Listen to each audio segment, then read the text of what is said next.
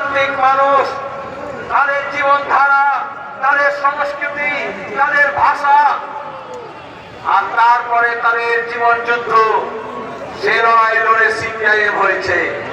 এইটা কোন চিট ফান্ডের টাকায় কেনা লাল ঝান্ডা, মানে কোন লাল কাপড়ের টুকরো না। আজকের এই সমাবেশ, গত কয়েকদিন ধরে সম্মেলন, তার আগে আপনারা শুনলেন 3 মাস ধরে বাড়ি বাড়ি যাওয়া, দোকানে বাজারে হাটে গঞ্জে মহল্লায় গ্রাম শহর জুড়ে যে প্রচার করা হয়েছে, এখানকার মানুষের ভালোবাসা উদার করে সাহায্য দেওয়া। আপনারা তো জানেন আমাদের এই সম্মেলন করে রাজ্যের প্রতিনিধি এসেছিলেন, 550 বেশি প্রতিনিধি আলোচনা করেছেন, মতামত দিয়েছেন। 550-এর মধ্যে 100 বেশি মহিলা।